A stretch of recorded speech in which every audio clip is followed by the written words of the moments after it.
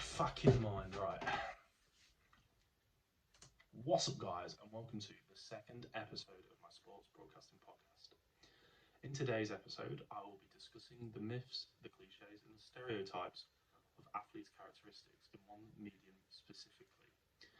This one will be looking at race and ethnicity in the medium of newspaper. Grainer writes, in regards of presence/absence, black athletes' appearances have increased in the past decades, not meaning that the bias has decreased.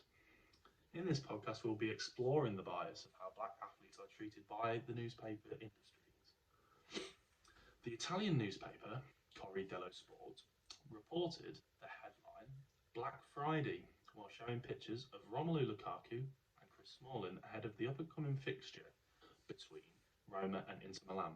This is undoubtedly unacceptable and backs up Prince Faye's writing that while national and international federations are taking serious action against those responsible for racist acts, the issue still remains unsolved. An example of an athlete who has been presented negatively through a racial bias is Raheem Sterling. There have been countless newspaper coverages of the England and Man City winger, with the majority of them being portrayed in a negative light due to his race. On the screen now, you should see an article by The Sun shaming Sterling for showing a house not long after the England exit of the Euros. However, The Sun failed to present that the house was actually bought for his mum, which, I don't know about you, but I consider to be quite a kind gesture from The Sun. The Sun also are trying to create a negative public view towards the player by saying he has insulted fans. Rainey writes that the purported failings of the black community are seen as the explanations for the both purported selfishness or the sexual or crime deviance of the African American athletes. Despite that Sterling being British Caribbean, the point still stands, as the British media are presenting the black athlete as being selfish by modifying the narrative of the story. The racial bias can be shown further, as seen in this article by the Daily Mail that praises the young, white English player, Phil Foden, for buying his mum a £2 million house.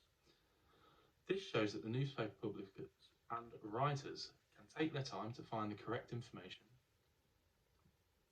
when it takes to create a certain narrative towards specific athletes. This is shown further when fellow Man City player Tosin Adebayo, who, as you can see here from the article, from the same Daily Mail, presented negatively, further showing the racist bias towards the player. Thank you very much for tuning in to episode 2. Down below, you should see a link to the first episode, so please feel free to check that out if you missed it as well. And if you'd be so kind to like and subscribe to this video and get in the comments and give your opinion on the racial bias in the media, especially the newspaper. I'd like to see what you've got to say. Now on the screen you should see the references. Please feel free to check them out as well to have your own view. Thanks again for watching, and I'll see you again very